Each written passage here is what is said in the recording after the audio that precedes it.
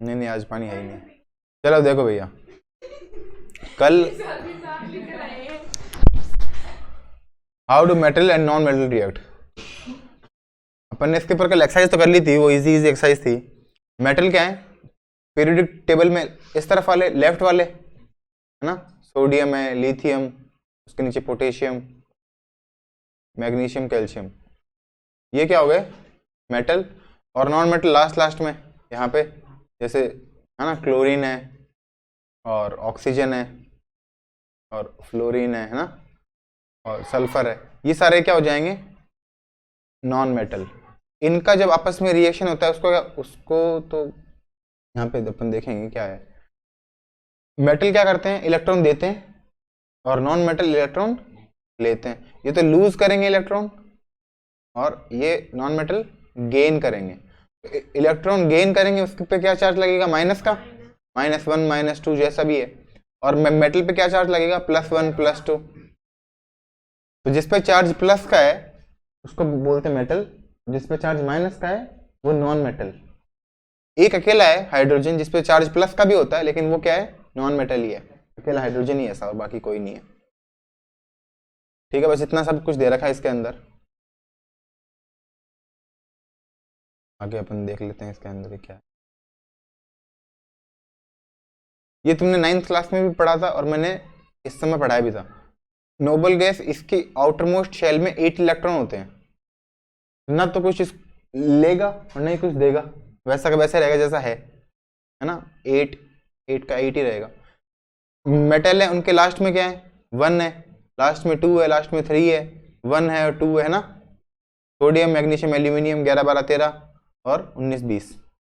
और इस तरफ वाले क्या है नॉन मेटल। इसके लास्ट में जैसे -3 है, 3 चाहिए, इसको लास्ट में 2 चाहिए, इसको 1 चाहिए, इसको भी 3 चाहिए, 2 चाहिए और 1 चाहिए। इन पे क्या चार्ज हो जाएगा, जितने चाहिए उतना चार्ज हो जाएगा। इन तीनों पे -3 -2 -1, फिर -3 -2 -1। इसमें 1 है तो +1 +2 +3 और इसमें भी +1 +2, ये इन पे चार्ज हो जाएगा। अब जैसे ये बनाना है Na और Cl। Na के लास्ट में कितना है 1 और Cl के लास्ट में कितना है 7 है ना। 7 का मतलब 1 यहाँ पे और ये 7 हो गए।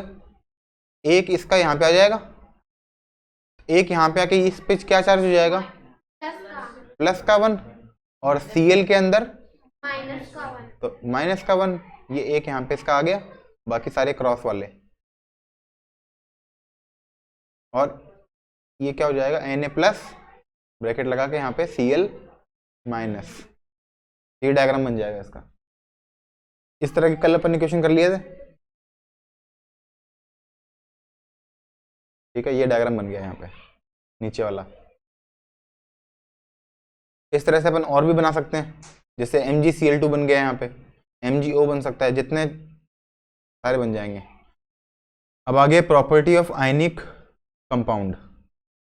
आयनिक कंपाउंड का मतलब ये हो गया, जैसे NaCl है, LiCl है, ये सारे के सारे क्या है आयनिक कंपाउंड है। ठीक है, इसमें क्या है Na+Cl- है ना। तो जिसके अंदर प्लस और माइनस हो उसको बोलते हैं आयनिक कंपाउंड। एक तो प्लस का होगा, एक माइनस का होगा, उन दोनों का मिलकर कंपाउंड बन जाएगा, उसको बोलते हैं आयनिक कंपाउंड। सारे कंपाउंड आयनिक नहीं होते है ना। जैसे CH4 है तो ये आयनिक कंपाउंड नहीं है, क्योंकि C पे प्लस चार्ज नहीं है, हाइड्रोजन पे माइनस चार्ज नहीं है। तो ये आयनिक कंपाउंड कौन से होते हैं, जो आयनिक बॉन्ड बनाते हैं, जो एक इलेक्ट्रॉन लेगा और दूसरा इलेक्ट्रॉन देगा, तब तो वो आयनिक कंपाउंड बोलेंगे। AgBr भी हो सकता है, ये भी आयनिक कंपाउंड ही है। ये सारे के सारे क्या है बस। अब मेल्टिंग पॉइंट और बॉइलिंग पॉइंट इनके ज्यादा होते हैं। जो आयनिक कंपाउंड होगा उनके मेल्टिंग पॉइंट और बॉइलिंग पॉइंट ज्यादा होते हैं। ये है कुल मिला के बात बस। अब इसको थोड़ा सा पढ़ना पड़ेगा, फिजिकल नेचर और मेल्टिंग और बॉइलिंग पॉइंट, सॉल्युबिलिटी और कंडक्शन ऑफ इलेक्ट्रिसिटी। अब अगर आयनिक कंपाउंड है, आयनिक कंपाउंड घुलने के बाद में वो आयंस में डिवाइड हो जाएंगे, आयंस में, तो वो क्या होगा, इलेक्ट्रिसिटी को कंडक्ट करेंगे। जैसे वो था ना HCl, एसिड है, एल्कोहल और ग्लूकोज नहीं करेंगे, सही बात है। H+ और Cl- आयंस में डिसोसिएट हो जाएंगे और इलेक्ट्रिसिटी को कंडक्ट करेंगे। लो पढ़ लो भैया यहाँ से, फिजिकल नेचर बोल के पढ़ो कोई एक बच्चा, मैं पढ़ लूँ क्या, तू पढ़। फिजिकल नेचर, रुक जा जोर से बोलो, पकड़ ले। Physical nature. Ionic compounds are solids and are somewhat hard because of the strong force of attraction between the positive and negative ions.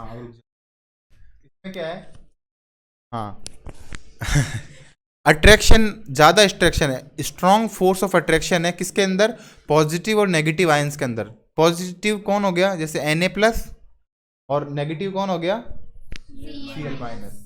इनके अंदर क्या होता है, अट्रैक्शन फोर्स ज्यादा होता है, इसलिए ये क्या होते हैं, हार्ड होते हैं। आगे, और जनरली ब्रिटल होते हैं। ब्रिटल का मतलब जैसे उसको मारेंगे तो टूट जाएंगे। Melting and boiling points. Ionic compounds have high melting and boiling points. This is because a considerable amount of energy is required to break the strong inter-ionic attraction. Inter ionic attraction, जैसे इन दोनों के बीच में तुमको क्या बताया, attraction ज्यादा है, attraction ज्यादा है, इंटर आयनिक अट्रैक्शन अगर ज्यादा है तो इनको टूटने में टाइम लगेगा। ये क्या होता है, इनको कंसिडरेबल अमाउंट ऑफ एनर्जी चाहिए टूटने के लिए, है ना। ठीक है, इनका हाई मेल्टिंग और बॉइलिंग पॉइंट है। और ब्रिटल किसका उल्टा होता है, डक्टाइल या मेलेबल का। जो मेटल होते हैं तो अपन मारेंगे हैमर से तो वो फैल जाएंगे एरिया में, हाँ है ना, एरिया में फैल जाएंगे, बढ़ जाएंगे, नमक है वो टूट जाएगा।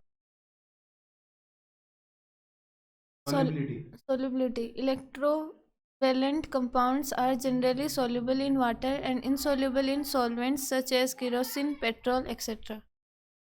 इलेक्ट्रोवेलेंट कंपाउंड है, मतलब ये जो सॉल्युबिलिटी है NaCl की, NaCl अगर पानी में डालेंगे NaCl को घुल जाएगा, लेकिन किस में डालेंगे, पेट्रोल में डालेंगे, केरोसिन में डालेंगे तो वैसा का वैसे ही रहेगा, खुलेगा नहीं। Conduction of electricity. Conduction of electricity. The conduction of electricity through a solution involves the movement of charged particles. A solution of an ionic compound in water contains ions which moves to the opposite electrodes, and when electricity is passed through the solution, ionic compounds in the solid state do not conduct electricity because अब solid state में क्या बता दिया, जैसे NaCl है वो solid state में है, तो सॉलिड स्टेट में ये इलेक्ट्रिसिटी को कंडक्ट नहीं करेगा क्योंकि ये आयंस में ब्रेक नहीं होगा। आयंस में ब्रेक कब होगा, ये खुद ही कर लिया करीना कहीं ने, जब ये वाटर में सॉल्युबल होगा। नहीं, वाटर में सॉल्युबल तो है, वाटर में जाके डिजोल्व हो जाएगा, आयंस में टूट जाएगा, है ना, तब जाके ये इलेक्ट्रिसिटी को कंडक्ट करेगा। आगे, because movement of ions in solid is not possible due to their rigid structure, but ionic compounds conduct electricity in the molten state. This is possible in the molten state since the electrostatic force of attraction between the oppositely charged ions and overcome due to the heat. Thus, the ions move freely and conduct electricity. तो अगर इसको पिघला देंगे तब भी करेगा और पानी में भी करेगा, क्योंकि मेन तो चीज़ ये है कि आयंस में टूट जाना चाहिए। आगे देखो भैया, अकरेंस ऑफ मेटल, ये अपना उसमें तो नहीं है, खान अकेडमी में नहीं, लेकिन अपनी बुक में तो है ही। अब मेटल अपने को निकालना है ना, एक्सट्रैक्शन ऑफ मेटल, मेटल को जैसे यूज करने के लिए बाहर निकालना है। अब मेटल मिलेगा कहाँ पे तुमको, खानों में, है ना, ऐसे तो मिलेगा नहीं। मतलब वैसे तुम्हारे सामने तुमको दिख रहा है मेटल, लेकिन जब अपन मेटल निकालते हैं तो कहाँ से निकालते हैं, माइन से निकालते हैं, माइन से मेटल निकलता है। अब अपने पास क्या है, माइंस है, लेकिन माइन से अगर मेटल निकला और मेटल ज़्यादा मात्रा में है और मिट्टी कम है, तब तो वो मेटल काम का है, क्योंकि उसको साफ करने में जितने पैसे लगेंगे उससे ज़्यादा पैसे अपन कमा सकते हैं उसको बेच के। लेकिन अगर मेटल अपने पास है और मिट्टी बहुत ज़्यादा है, मतलब उसको अपन साफ करने में जितना पैसा लगाएं और उतना मेटल निकले ही नहीं, तो फिर उसका क्या फ़ायदा। समझ गया क्या मेरी बात? अगर मेटल को साफ करने में ज़्यादा टाइम लगे और पैसे भी ज़्यादा लगें, तो वो मेटल अपने काम का नहीं है। उसको अपन क्या नहीं बोलेंगे, एक नाम है अपने पास, ओर। ठीक है ना? एक बार यहाँ पे तुम इसको, एक नाम है मिनरल। तो जमीन से जो भी निकल रहा है वो तो मिनरल है, और जिसको अपन प्रॉफिटेबली यूज कर सकते हैं उसको अपन बोलते हैं ओर, मतलब जिसमें फायदा हो। देखो भैया, एक्सट्रैक्शन ऑफ मेटल, ये सब भी एक बार पढ़ना ही पड़ेगा, इसको क्या है। चलो भैया शुरू से चलो भैया। Earth crust. The Earth's crust is the major source of metals. Seawater also contains some soluble salts such as sodium chloride, magnesium chloride, etc. The elements or compounds which occur naturally in the Earth's crust are known as minerals. Earth crust में जो भी मिल रहा है वो क्या है, mineral. लेकिन जहां पे मिनरल प्रॉफिटेबली यूज हो, प्रॉफिटेबली एक्सट्रैक्ट करें, उसको अपन क्या बोलते हैं, और। हाँ, at some places, At some places, minerals contain a very high percentage of a particular metal, and the metal can be profitably extracted from it. These minerals are मतलब निकालना। called ores. अब निकालो भैया, मेटल निकालो, extraction of metal. You have learnt about the reactivity series of metals. Having this knowledge, you can easily understand how a metal is extracted from its ore. अब अपन ने reactivity series पढ़ी है, तो कोई मेटल तो होंगे वो ज़्यादा रिएक्टिव होंगे और कुछ मेटल है जो कम रिएक्टिव होंगे। तो जो ये वाले मेटल है ऊपर वाले, जैसे KNaCaMg, तो ये तो तुमको किस में, ये हैं एक तो ऊपर वाले मेटल हो गए, एक एल्यूमिनियम, आगे कौन था, ZnFeCu, ये हो गए बीच वाले मेटल, और लास्ट वाले AgAu। तो जो लो रिएक्टिव वाले मेटल हैं वो तो तुमको फ्री स्टेट में मिलेंगे, ये किसी के साथ रिएक्शन करे हुए नहीं मिलेंगे। किस में मिलेंगे, फ्री स्टेट में। ये किस में मिलेंगे, या तो ऑक्साइड में मिलते हैं जनरली, ऑक्सीजन के साथ मिलते हैं, या कार्बोनेट के साथ मिलते हैं। जैसे कि Al किस में मिलेगा, Al2O3 की फॉर्म में, Zn भी किस में मिलेगा, ZnO की फॉर्म में, Fe2O3 की फॉर्म में, और CuO की फॉर्म में। या तो ऑक्साइड की फॉर्म में मिलेंगे या कार्बोनेट की फॉर्म में मिलेंगे। जैसे ZnCO3 की फॉर्म में मिल सकता है, FeCO3 मिल सकता है, CuCO3 मिल सकता है, और Al को क्या लिखेंगे, Al2CO3 का होल थ्राइस मिल सकता है। जनरली Al किस में मिलता है, Al2O3 में मिलता है। कुछ मेटल है जो कार्बोनेट में मिलते हैं और कुछ मेटल ऑक्साइड की फॉर्म में मिलते हैं। और यहाँ पे भी कुछ मेटल हैं जो कि ऑक्साइड की फॉर्म में मिलेंगे, जैसे K2O मिल जाएगा, Na2O मिल जाएगा, NaCl मिल जाएगा। ठीक है, आगे। Having this knowledge, ठीक है, Some metals are found in the Earth's crust in the free states. Free state में कौन से मिलेंगे, लास्ट वाले है ना, जो कम रिएक्टिव हैं। आगे। Some are found in the form of their compounds. The metals at the bottom of the activity series are the least reactive. They are often found in a free state. For example, gold, silver, platinum, and copper are found in the free state. Copper and silver are found in the combined state as their sulfide or oxides ores. The metals sulphide में भी मिल रहा है। देखो मैंने तुमको क्या बताया था, ऑक्साइड और कार्बोनेट। कुछ हैं जो कि किस में मिलते हैं, सल्फाइड में भी मिलते हैं। सल्फाइड का नाम क्या हो गया, कार्बोनेट, और एक हो गया ऑक्साइड। ठीक है, तो अगर सल्फाइड है, इसका नाम तुमको एक बार मैं बता देता हूँ।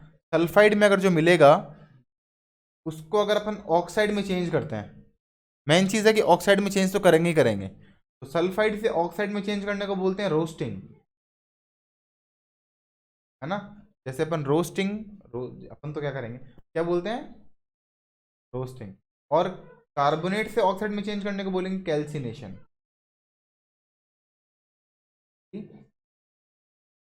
सल्फाइड से ऑक्साइड में रोस्टिंग और कार्बोनेट से ऑक्साइड में कैल्सिनेशन। सल्फाइड और ऑक्साइड में आगे। The metals at the top of the activity series K, Na, Ca, Mg, and Al are so reactive that they are never found in nature as free elements. ये free में कभी नहीं मिलेंगे, हमेशा compound में ही मिलेंगे। मतलब देखो ऊपर वाले जो हैं वो तो फ्री में मिल रहे हैं, वो कंबाइंड स्टेट में ही मिल रहे हैं, लेकिन ये वाले हमेशा कंबाइंड में ही मिलेंगे। The metals in the middle of the activity series Zn, Fe, Pb, etc. are moderately reactive. They are found in the Earth's crust mainly as oxides, sulfides, and carbonates. तीन चीज़ हो गई, ऑक्साइड हो गया, sulphide हो गया और carbonate हो गया। अब सल्फाइड से किस में चेंज करेंगे और कार्बोनेट से भी किस में चेंज करेंगे, ऑक्साइड में। You will find that the ores of many metals are oxides. This is because oxygen is a very reactive element and is very abundant on the earth. abundant का मतलब बहुत ज़्यादा मात्रा में है। ऑक्सीजन कितना परसेंट है ना, 20 से 21% के बीच में।